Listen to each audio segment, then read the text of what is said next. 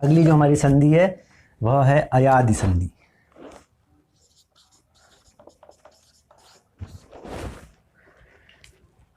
अयादि संधि, इसको अय आदि, ठीक है। इस संधि को समझने के लिए पहले हम इसके सूत्र को समझ लेते हैं, उससे चीज़ें बहुत आसान हो जाएंगी। इस संधि को हम फिर बहुत अच्छी तरह से समझ पाएंगे यदि हम इसके सूत्र को समझ लेते हैं। तो देखिए सूत्र है एचो अयवा यावह। अब ये जो है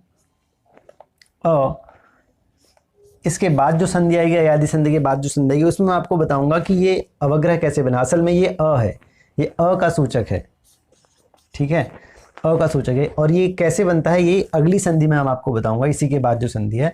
अभी इसको हम ऐसे देखेंगे, अभी हम अयादि संधि को पढ़ेंगे। क्या क्या शब्द आए इसमें, एच, उसके बाद शब्द एच में कौन कौन से वर्ण आते हैं, एच प्रत्याहार हमने पढ़ा था।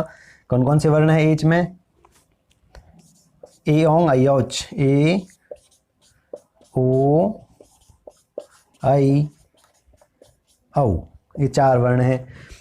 एचो, एचो, एच के स्थान पर एच, एचह, ठीक है, एच के स्थान पर क्या हो जाए, एच के बाद कोई भी स्वर यदि आए प्लस स्वर, ए ओ आई औ के बाद कोई भी स्वर यदि आए तो एच को, मतलब ए ओ आई औ को ये हो जाए, क्या है ये, ए के स्थान पर पहले अय, ए के स्थान पर अय हो जाए, ओ के स्थान पर फिर अव हो जाए, आई के स्थान पर आय हो जाए, ठीक है, और अव के स्थान पर आव हो जाए, ठीक है, एचो यवा यवा। अब इसका पहला जो शब्द है वो है अय, आदि में आ जाएंगे तीनों तो बन गया अयादि, और इसलिए इस संधि का नाम पड़ा अयादि संधि। अय आदि हो जाना, अय अव आय आव हो जाना ही है अयादि संधि। अब ये अय अव आय आव कैसे होता है, जब भी ए ओ आई औ के बाद यानी एच के बाद कोई भी स्वर आता है तो ये हो जाता है। चलिए सूत्र को भी हमने समझ लिया, अब उदाहरण के माध्यम से इसको जल्दी से समझेंगे। सबसे पहले ए को अय हो जाना, कैसे हो जाता है ए को अय, ठीक है। चलिए पहला शब्द ने प्लस अनम, ठीक है, बार बार आपको बता रहा हूं ताकि याद हो जाए। दो स्वरों में दो वर्णों में ही हमेशा संधि होगी, दो वर्णों के मेल से जो विकार उत्पन्न होगा उसे संधि कहेंगे। दो वर्णों में दोनों स्वर होंगे तो स्वर संधि होगी। पहला वाला स्वर यहाँ पर अयादि संधि में यदि ए हो आई हो आई हो, ए हो आई हो ओ हो औ हो, तो उनके स्थान पर अय आय आ अव आव हो जाता है। यहाँ पर हमारे पास 9 में पूर्व शब्द का अंतिम वर्ण है ए, यानी कि 2 वर्णों में से पहला वर्ण है ए और दूसरा वर्ण है अ।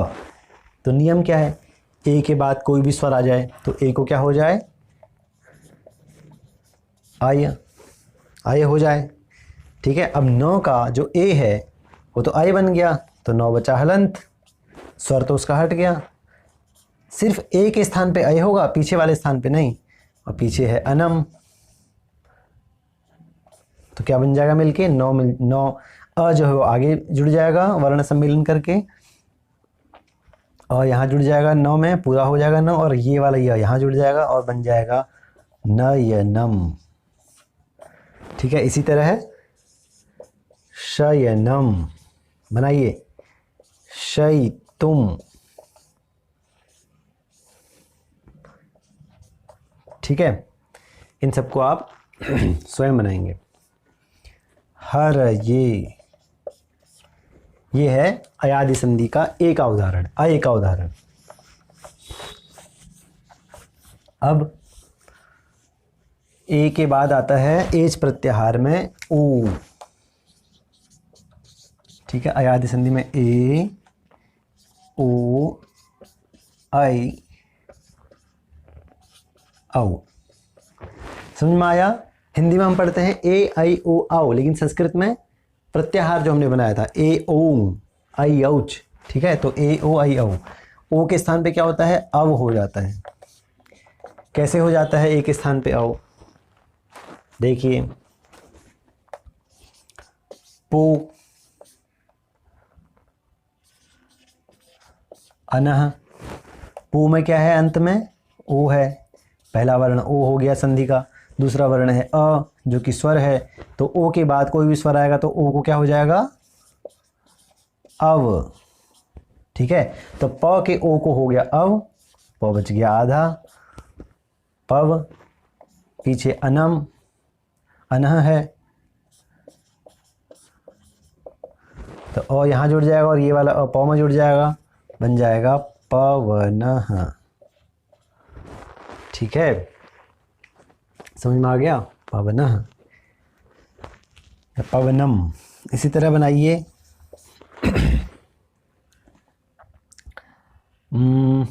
भवनम, विष्णवे, बनाइए विष्णवे, शंभवे।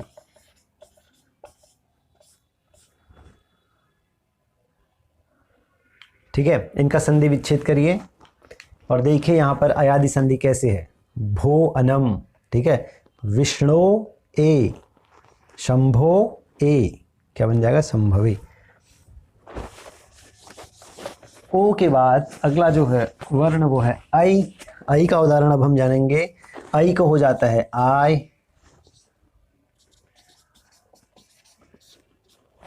संधि के नियम को अगर समझ जाएंगे, सूत्र को यदि समझ गए, तो फिर तो हजारों लाखों उदाहरण है। ये तो एक दो उदाहरण मैं आपको बस बता रहा हूँ। आपको साहित्य व्याकरण पढ़ने के बाद सीधे अगला काम जो है वो है साहित्य खोलना। ठीक है, संस्कृत साहित्य को खोलिए और वहाँ पर अनेकों शब्द आपको, अनेकों उदाहरण आपको यहाँ पर इसके मिलेंगे। और इसको पढ़ने के बाद आपको संधि जब आपको आ जाएगी तो आप वर्ण विच्छेद, शब्द विच्छेद कर पाएंगे, संधि विच्छेद कर पाएंगे। तो दो शब्द जहाँ पर संधि हुई होगी और संधि होने के बाद अर्थ समझ में नहीं आ रहा होगा, लेकिन आप संधि आ गई हैं तो हम अन्वय भी कर पाएंगे और शब्दों का अर्थ भी समझ पाएंगे, तो सरल हो जाएगा समझना। खासकर से जो गीता आदि को पढ़ते हैं, महाभारत रामायण जहाँ पर सरल श्लोक हैं, उनको पढ़ना बहुत आसान हो जाएगा इनके बाद, संधि को समझने के बाद। या कोई लघु कथाएं अगर संधि में पंचतंत्र आदि होती हैं तो उनको पढ़ना भी बहुत आसान हो जाता है संधि ज्ञान के बाद। इसके बाद समास ज्ञान हमें आ जाएगा तो फिर तो सारी चीज़ें बहुत ही सरल हो जाएंगी। ए को आय कैसे आई को आय कैसे हुआ? ठीक है, जैसे देखिए नई अकह, न में क्या है? आई है। नियम कहता है कि आई के बाद जब भी कोई स्वर आए तो आई को हो जाए आय, तो क्या बन गया? नौ के आई को आय बन गया, नौ बचा आधा, नाय। पीछे है अकह, ये अ जुड़ गया य में, ये आ जुड़ गया यहाँ, बन गया नायकह। ठीक है, इसी तरह बताइए मुझे नायकह की तरह और क्या बनेगा? बनाइए, इसका विच्छेद करिए। गायकह, विनायकह। ठीक है, तो ये सब बनते रहेंगे। एक और है दायकह। ठीक है, तो इस तरह से आई का उदाहरण हमने जाना। बहुत ही सरल है और ये सब चीज़ें हमें आती हैं। इन शब्दों का प्रयोग हम डेली करते हैं, रोज़ ही करते हैं। अगला जो शब्द है वो है वर्ण है वो है औ, और इसके स्थान पर बनता है आव। कैसे बनता है देखिए, पौ, अकह, पौ में है औ, पीछे है अ जो कि स्वर है। औ के बाद कोई भी स्वर आएगा तो औ को हो जाएगा आव। क्या बन जाएगा? पौ के औ को बन गया आव, पीछे है अकह और ये बन गया पावकह। कैसे बन गया ये पावकह? आ जुड़ गया प में, और जुड़ गया व में और बन गया पावकह। इसी तरह मुझे बताइए कैसे बनेगा? नाविकह। ठीक है, और भाविनी। ठीक है, तो ये जो शब्द हैं दोनों, इनका भी विच्छेद आप करेंगे। तो इस तरह से अयादि संधि के बारे में हमने जाना। अयादि संधि पूरी हुई। ए को आई, ओ को औ, आई को आय और औ को आव हो जाना।